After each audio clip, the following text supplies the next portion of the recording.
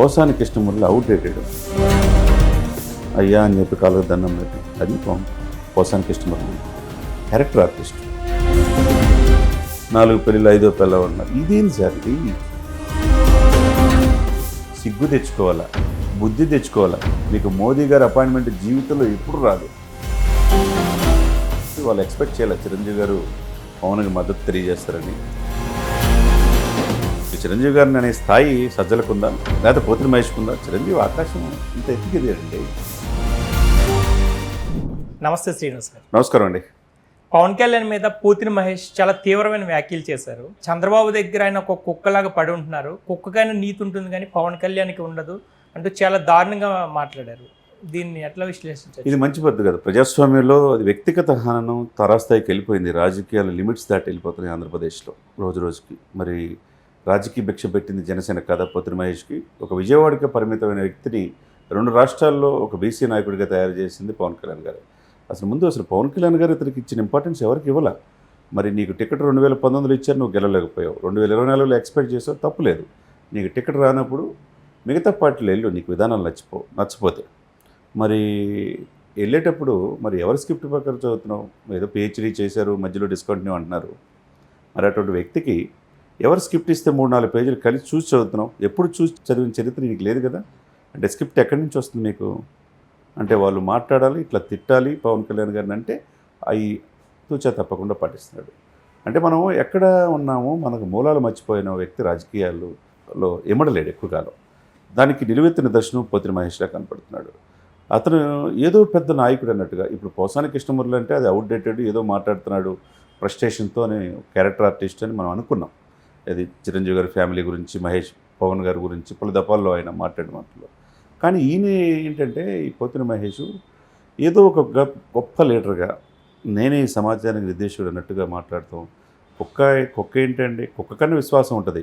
మరి పోతిరి మహేష్కి విశ్వాసం లేదనేది ప్రజలు అంటున్నారు. మరి జనసేన కార్యకర్తలు ఆరోపిస్తున్నారు. మరి దానికి ఏం సమాధానం చెప్తారు?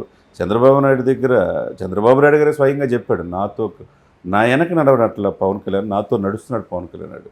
నాకు కష్టాలు ఉన్నప్పుడు 55 రోజులు సెంట్రల్ జైలు ఉన్నప్పుడు ఎవ్వరూ రాలా, పవన్ కళ్యాణ్ నన్ను కాపాడాడు అన్నాడు. మరి అటువంటి గొప్ప నాయకుడు ఈ దేశాన్ని ప్రపంచం మెచ్చిన మోదీ గారు ఆయన్ని ప్రశంసిస్తుంటే ఆ వ్యక్తిని అంత హీనంగా తిట్టడం అవసరం అండి? ఎవరెవరు రాజకీయాలు చేయాలి, ఎవరితో పొత్తుండాలి, ఎవరు ఫ్యూచర్లో ఏంటనేది ప్రజలు నిర్ణయిస్తారు. పోతిరి మహేష్ నిర్ణయించరు. పోతిరి మహేష్ విజయవాడకి ఎక్కువ, గుంటూరుకు తక్కువ అన్నట్టుంది ఆయన మాటల తీరు, ఆయన వ్యవహరించే ధోరణి. ఇలానే మాట్లాడితే ప్రజలు తీవ్రంగా ఆ నగర బహిష్కరణ చేసినా ఆశ్చర్యపడాల్సిన అవసరం లేదు అతన్ని. ఎందుకంటే పవన్ కళ్యాణ్ అభిమానులు లక్షల మంది ఉన్నారు. ముఖ్యంగా మహిళల్లో ఎక్కడ పోయినా నిన్ను అతన్ని ఎవరు కాపాడలేరు. అట్లా మాట్లాడకూడదు, అది మంచి పద్ధతి కాదు. నీకేదైనా ఉంటే నీ టికెట్ ఇవ్వలేదు, విమర్శించి దానికి సమాధానం చెప్పు. నీకు వైసీపీలో రేపు ఎమ్మెల్సీ చేస్తారని చెప్పి మీకు మాట ఇచ్చి ఉండొచ్చు. సరే, ఓకే, వెళ్ళు. అక్కడ విధానాలు ముఖ్యమంత్రి గారు ఏంటి, ముఖ్యమంత్రి సంక్షేమ పథకాలు చెప్పు. అంతేగాని ఎక్కడ మాట్లాడిన స్పీచ్ తర్వాత ఎమ్మటే విమర్శించడానికి ఒక పోసాని కృష్ణమురళి మొన్నటిదాకా, ఇప్పుడు పోతిరి మహేష్ అయ్యాడు. ఇది అంతే కదా. ఎంతకంటే ఏం చేయగలరు? వ్యక్తిగత హననం వీళ్ళు చేసే మాటలు, వీళ్ళ ప్రతి మాటకి ఒక 10 ఓట్లు వైసీపీ పోతాయి తప్పితే, ఆ 10 ఓట్లు బెనిఫిట్ జనసేనకి, కూటమికి తప్పితే ఏం ఉపయోగం లేదు. అంతే కదండి. ప్రజలు చూస్తూ ఉంటారు అన్నీ కూడా. ఎవరు నిజాయితీగా పరిపాలన అందిస్తున్నారు, ఎవరు నిస్వార్థం. అంటే నీకు ఇన్ని సంవత్సరాలు దశాబ్దం పాటు ఈ పార్టీలో ఉన్నప్పుడు జనసేన సిద్ధాంతాలు తెలియవా, జనసేన ఆలోచన తెలియవా, నాయకుడు తీరు తెలియదా? అప్పుడు మాత్రం పవన్ కళ్యాణ్ మంచోడా? ఇప్పుడు మాత్రం మీరు ఇష్టం వచ్చినట్టు విమర్శిస్తూ ఉంటే అది మంచి పద్ధతి కాదు రాజకీయాల్లో. ఆ పార్టీలో ఉన్నప్పుడు పవన్ కళ్యాణ్ దేవుడి కింద పోల్చేవారు ఆయన. అవునండి. కానీ పార్టీ మారగానే ఒక్క 20 రోజుల్లో ఇంత తేడా ఎందుకు వచ్చిందంటారు? అంటే ఇప్పుడు అతను మాట్లాడింది నేను కూడా మీరు చెప్తే కానీ నాకు తెలియలా. ఎందుకంటే అతను అంత పెద్ద నాయకుడేం కాదు అనేది, ఆయనకి మించిన నాయకులు ఆంధ్రప్రదేశ్లో, తెలంగాణలో ఉన్నారు. అటువంటి గొప్ప నాయకుడే కాదులే అనేది ప్రజలు అనుకుంటున్నారు. ఆ సమయంలో మీరన్నట్టు ఎందుకు ఈ మార్పు? నాయకుడు ఎంత శత్రువు అయిపోయాడా? ఆయనకి నీకేమైనా ఆర్థికపరమైన భేదాలు ఉన్నాయా? నీకేమైనా ఇంపార్టెన్స్ ఇవ్వలేదా? నీకు నచ్చలేదు, నువ్వు వెళ్ళిపోయిన తర్వాత ప్రతిదానికి ఒక్కసారి విమర్శిస్తే సరిపోయింది. కానీ అదే పదేగా విమర్శిస్తూ ఉంటే అది ప్రజలు స్వీకరించరు. ఇప్పుడు పవన్ కళ్యాణ్ గారు ఏం తప్పు చేశాడు నీ విషయంలో? నీకంత నాయకుడిగా నీకు ఎదగటానికి కారణమయ్యాడా లేదా? మొన్న విమర్శించావు, బయటకు వెళ్ళిన తర్వాత రకరకాల విమర్శించావు. 10 కోట్లు కారు అన్నావు. తర్వాత ఈ బాండ్లు, ఎలక్ట్రిక్ బాండ్లు లెక్క చెప్పమన్నారు. ఎవరు లెక్క చెప్పాలా?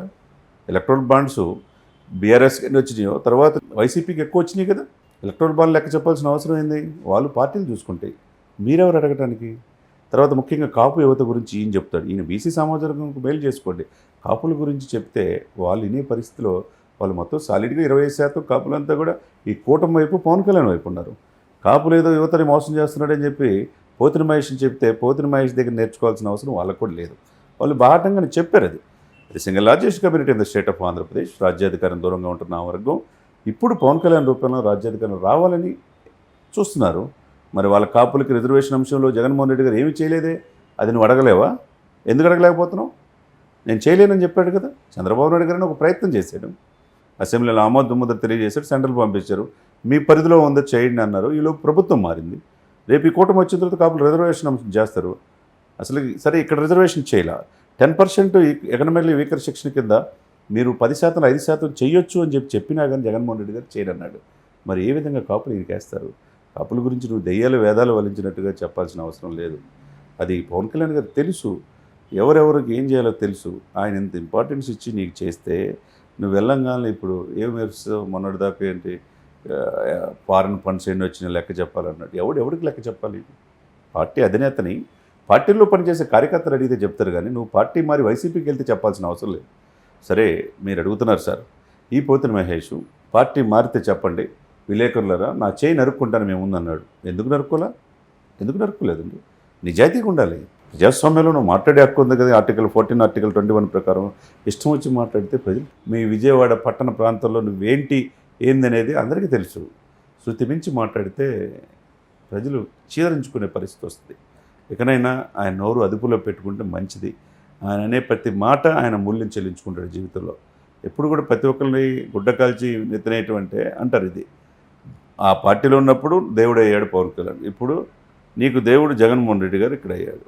ఓకే, నీ దేవుడిని స్తుతించుకో, నీ దేవుడిని ప్రార్థించుకో, నీ దేవుడిని ప్రశంసించుకో, నీ దేవుడు పథకాలు ప్రజల దగ్గరికి వెళ్ళి చెప్పు. పద్దాకలు పవన్ కళ్యాణ్ తిట్టడానికే నీకు ఒక శాఖ ఇచ్చారా? నీకేమైనా శాఖ ఉందా? అసలు నీకు ఎమ్మెల్యే ఎక్కడో ఇస్తారో లేదు తెలియదు, నీకు ఎమ్మెల్సీ చేస్తారని నువ్వు అనుకుంటున్నావేమో. రేపు నీ రావాలిగా నీ పార్టీ, రేపు కూటమి వచ్చే అవకాశాలు నేను నామినేషన్ తర్వాత చాలా స్పష్టంగా కనపడుతుంది. పోతిన మహేష్ మాటల్ని అంత ఇదిగా తీసుకోవాల్సిన అవసరం లేదు. ఆయన నోరు అదుపులో పెట్టుకుంటే మంచిది, లేకపోతే ప్రజలే తరిమి కొడతారు. విజయవాడ ప్రజలు చాలా 1-2 సార్లు చూస్తారు, 3వ సారి చూడరు. ఇదే విధంగా పురుష పదజాలంతో మాట్లాడుతుంటే ఆయనకి ఎవరు చెప్పాల్సిన అవసరం. విజయవాడ ప్రజలు ఆయన ఉన్న ఏరియాలోనే చెప్తారు సమాధానం. ఇంకా ఆస్తుల గురించి మాట్లాడారు సార్. 2018 నుంచి ఇప్పటి వరకు 90 కోట్ల ఆస్తులు కొన్నట్టు పవన్ కళ్యాణ్ చూపించారు. ఆయన చేసిన సినిమాలే తక్కువ, ఆదాయమే 114 కోట్లు అని చూపించిన వ్యక్తి 90 కోట్లని ఆస్తులు ఎట్లా కొంటారు? ఇదంతా చంద్రబాబు ఇచ్చిన ప్యాకేజీ అని అంటున్నారు. సరే, చంద్రబాబు ప్యాకేజీ ఓకే అని ఆయన అనుకుంటున్నాడు. మరి వైసీపీకి ప్యాకేజీలు అందుకు ఉన్నారు అని చెప్పి ఈ నోటితో అన్నాడుగా. అప్పుడు ఏమైపోయింది? లక్షల కోట్ల రూపాయల అవినీతిలో ఇదే జగన్మోహన్ రెడ్డి గారు 33 కేసులతో ఈ రోజున దాదాపు 5.5 సంవత్సరాల నుంచి బెయిల్ మీద ఉన్నాడు. ఇప్పటికీ బెయిల్ మీద ఉన్నాడు స్టిల్. పిల్లల దగ్గరికి లండన్ వెళ్ళాలన్నా ఎక్కడికి వెళ్ళాలన్నా బెయిల్ తీసుకొని సిబిఐ కోర్టులో వెళ్ళాలి. ఈయన అనుకున్న ఈ నాయకుడు according to association democratic reforms ప్రకారం 33 కేసులతో ఉన్న క్రిమినల్ కేసులే దాంట్లో 22 కేసులు ఉన్నాయి. 45,000 కోట్లు ఈడీ అటాచ్ చేసింది జగన్మోహన్ రెడ్డి గారి. దీనికేం సమాధానం చెప్తాడు? ఈయన మీద ఒక కేసు లేదే. మీరు అనుకున్న ఆస్తులు పెరిగినాయి అంటే రోజు 2 కోట్ల సినిమా సార్, సంవత్సరానికి 1000 కోట్ల ఆదాయం, తునపాయంగా వచ్చి రాజకీయాలు చేస్తున్నాడు. నీకు మహేష్ ఎన్డీవర్ కార్లు ఎక్కడి నుంచి వచ్చినాయి చెప్పమని జనసేన వాళ్ళు అడుగుతున్నారు. నీ ఆస్తులు ఏ విధంగా నువ్వు కబ్జా చేసావు, విజయవాడలో పార్టీని అడ్డం పెట్టుకుని ఏ నాయకుడిని ఎదగనీయకుండా చేసి అని చెప్పి జనసేన అడుగుతున్నారు. తమ్మిరెడ్డి శివశంకర్ గారు మన ప్రెస్ మీట్లో. ఆయనకి ముందు సమాధానం చెప్పండి. ఇప్పుడు ఆయన ఆస్తులు ఏమంటాడు? ఆయనకి 73.92 కోట్లు ప్రభుత్వాలకు చెల్లించిన పొన్నే 74 కోట్లు చెల్లించాడు. జీఎస్టీ 20 కోట్లు చెల్లించాడు. వాళ్ళ అదనకి 2 కోట్లు అప్పు ఉన్నాడు. ఇవన్నీ నీకు కనపడతలేదా? ఇకపోతే ఆయన తెలుసుకోవాల్సింది ఏంటంటే కేంద్రీయ సైనిక బోర్డుకు ₹1 కోటి ఇచ్చాడు.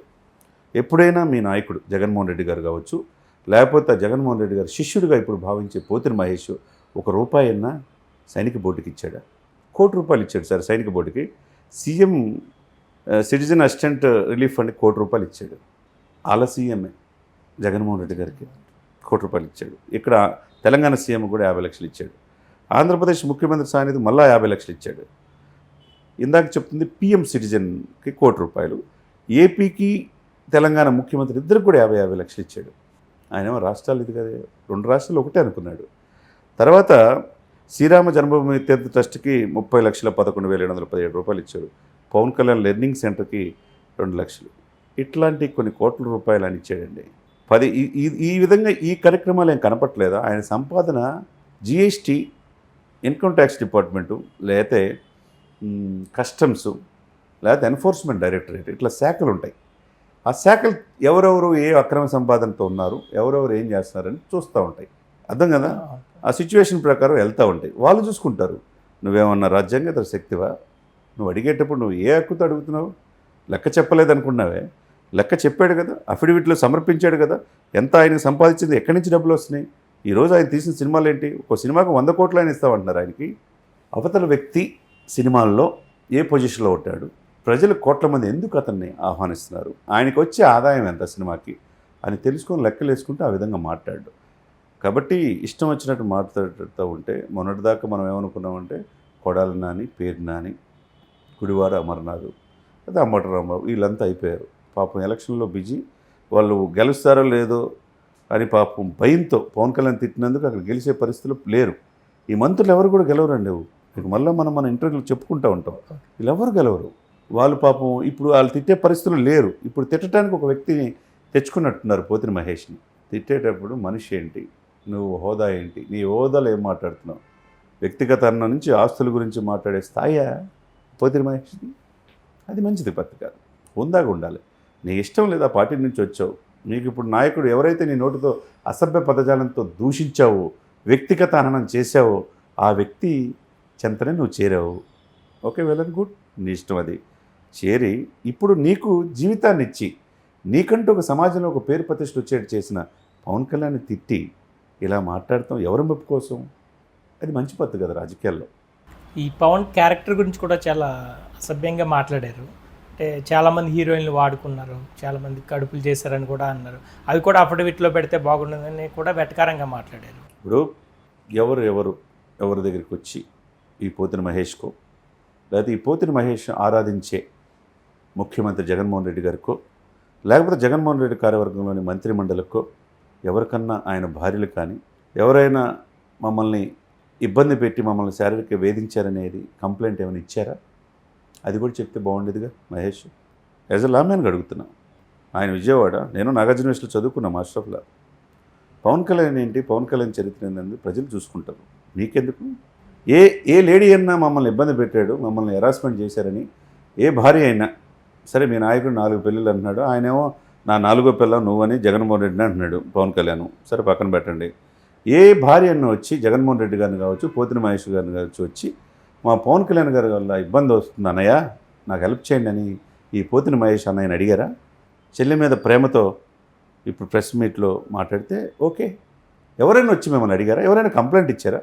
ఎందుకు ఈ ప్రజల్ని లేనిదాన్ని ఎందుకు వ్యక్తిగత అన్నం చేయటం? ఇది కాదు కదండి ప్రజలకి. ఆయన ఎన్ని పెళ్ళిళ్ళు చేసుకుంటే ప్రజలకి ఎందుకండి? ప్రజలకు పథకాలు ఇస్తున్నారా లేదా? ఆ పథకాల మాటన ఎవరు 2.5 లక్షల కోట్ల అప్పుని ఇప్పుడు 8 లక్షల కోట్లు జగన్మోహన్ రెడ్డి గారు చేశారనేది పురంధేశ్వరితో సహా అందరూ ఆరోపిస్తున్నారు. ఈ అప్పు ఎవరి? జగన్మోహన్ రెడ్డి గారి సొంత కంపెనీలో, పోతిన మహేష్ కంపెనీలో తీసి జనానికి ఏమైనా ఇస్తున్నారా? స్కీములు ఏమైనా ఇస్తున్నారా?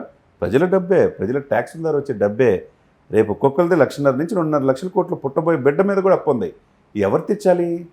అది తెలుసుకొని మాట్లాడాలి. అంతేగాని వ్యక్తిగత అన్నం చేయటం ఇది మంచి పద్ధతి కాదు. చేసే కొంది అది పవన్ కళ్యాణ్కే ప్లస్ అవుతుంది తప్పితే ఆయనకేం కాదు. ఇది అదొక్కటి తప్పితే ప్యాకేజ్ స్టార్, దత్తపుత్రుడు, కుక్క అంటున్నారు. ఇప్పుడు నువ్వు అన్నది ఇంకొక లిమిట్ దాటి ఇలా మాట్లాడి ఆడపిల్లల పట్ల అసభ్యంగా ఉంటాడు. మరి అదే 1,00,000 మందిలో దాదాపు 30,000 మంది మహిళలే ఉన్నారు బయటకు వచ్చారు. ఎప్పుడు బయటికి రాని మహిళలు, ఇంజనీర్సు, డాక్టర్సు. ఆయన పోయి చూస్తే తెలిసిద్ది ఎందుకు వస్తున్నారు, ఎందుకు, వాళ్ళకెందుకు, ఎన్ని పెళ్ళిళ్ళు చేసుకుంటారని వాళ్ళే అంటున్నారు. మా నాయకుడు, మా దైవం అని అదే ఆడపిల్లల నోటి నుంచి అంటున్నారు. ఇది కనపట్టలేదు వీళ్ళకి. అంటే ఇది ఫ్రస్ట్రేషన్తో ఉన్నారండి. ఈ పోసాన్ని కూడా పవన్ కళ్యాణ్కి 4వ బెల్లం ఉంది, 5వ బెల్లం కూడా లైన్లో ఉందని చెప్పి కూడా ఆయన మనం మాట్లాడుతున్నారు.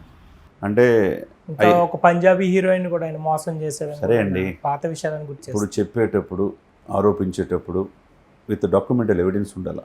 ఈయన దగ్గర ఏమైనా ఉంటే అది తీసుకొచ్చి మీడియా ముందు చెప్పమనండి. పోసాని కృష్ణమురళి అవుట్డేటెడ్. ఆయన సినిమాలో క్యారెక్టర్ ఏందో తెలుసు కదా. ఒక సినిమాలో పవన్ కళ్యాణ్ ఒక సీట్లో ఇలానే కూర్చొని ఉంటే మోకాల మీద కూర్చొని సీన్ ఒకటి ఉంది తెలుసా మీకు? అత్తారింటి దారి. ఉమ్. అయ్యా అని చెప్పి కాళ్ళకు దండం పెట్టి, అది పోసాని కృష్ణమురళి క్యారెక్టర్ ఆర్టిస్ట్. ఇప్పుడు ఆయన దగ్గర ఫిల్మ్ డెవలప్మెంట్ కార్పొరేషన్ ఏదో ఎండీగా చేశారు కాబట్టి ఇప్పుడు ఆయన ముఖస్థుతి కోసం జగన్మోహన్ రెడ్డి గారి కోసం మాట్లాడుతున్నారు. ఇండస్ట్రీ ఎంత లేదా, ఇండస్ట్రీ అంతా ఆయన ఎంత ఎందుకు పవన్ కళ్యాణ్ కూడా ప్రచారం చేస్తూ ఉంది. పోసాని కృష్ణమురళి ఎంత, అదే నాగార్జున యూనివర్సిటీ దగ్గర ఆయన ఏంటి, కాకాని దగ్గర ఆయన ఊరు, ఆయన చరిత్ర అందరికీ తెలుసు. యూనివర్సిటీ నాయకుడిగా ఏం చేశాడు, కొట్లాటల్లో ఏమైంది, పారిపోయి చెన్నై ఎందుకు వెళ్ళాడు, డైరెక్టర్ కాడి నుంచి ఎలా ఎదిగాడు, అది అందరికీ తెలుసు. మేము చదువుకున్న యూనివర్సిటీలో ఒకప్పుడు స్టూడెంట్, వాడు ఈడియన్ నాయకుల్లో ఎలా ఈయన్ని ఇది చేస్తే అక్కడి నుంచి పారిపోయి చెన్నై ఎలా వెళ్ళాడు, అసిస్టెంట్ డైరెక్టర్ కాడి నుంచి ఎదిగిన తీరు తెలుసు. నువ్వు మాట్లాడేటప్పుడు నీ హోదా ఏదో మర్చిపోయి, ఇదే పోసాని కృష్ణమురళి వాళ్ళ అమ్మగారిని అనేక రకాల మాటలు అన్నాడు, వాళ్ళ భార్యని అన్నాడు, చిరంజీవి గారి ఫ్యామిలీని అన్నాడు. దారుణం కదా. ఇప్పుడు మళ్ళీ ఇప్పుడు 4 పెళ్ళిళ్ళు 5వ పిల్ల ఉన్నారు. ఇదేంటి సార్ ఇది ఎవరికి కావాలి? ప్రజలకు కావాలా? మీకైనా నాకైనా కావాలా? వాళ్ళు ఎవరైనా వచ్చి కంప్లైంట్ ఇస్తే వాళ్ళు అప్పుడు నువ్వు అడుగు. నీ దగ్గర ఏదైనా ఆధారం ఉంటే నువ్వు చెప్పు. ఏదో ఫేక్ న్యూస్ జనాన్ని నమ్మించాలని చెప్పినంత మాత్రాన నమ్మే పరిస్థితులు ఆంధ్రప్రదేశ్ ప్రజలు కానీ ముఖ్యంగా భారతదేశ ప్రజలు కానీ ఎవరు లేరు. దేశ ప్రధానే మోదీ గారే, ప్రపంచ మన్ననలు పొందిన మోదీ గారే నా పక్కన నాతో పవన్ ఉన్నాడు అంటున్నాడు. సిగ్గు తెచ్చుకోవాలా, బుద్ధి తెచ్చుకోవాలా. మీకు మోదీ గారి అపాయింట్మెంట్ జీవితంలో ఎప్పుడు రాదు. ఈ పోతిని మహేష్ లాంటి, ఈ పోసాని కృష్ణమురళి అంటారు. ఎప్పుడు కావాలంటే అప్పుడు పవన్ కళ్యాణ్కి అపాయింట్మెంట్ ఉంటుంది. ఎన్డీఏలో టీడీపీని కలుపుకోవాలన్నారు. కేవలం పవన్ కళ్యాణ్ గారు చెప్పారు కాబట్టి టీడీపీని కలుపుకున్నారు. ఎన్డీఏలో ఉభయ రాష్ట్రాల నుంచి ఏ మొనగోడు లేడు. ఏ పార్టీ అధ్యక్షుని ఇన్వైట్ చేయాల. 26 పార్టీలు, వాళ్ళ పార్టీలో 33 పార్టీలు ఉంటే ఓన్లీ జనసేనని.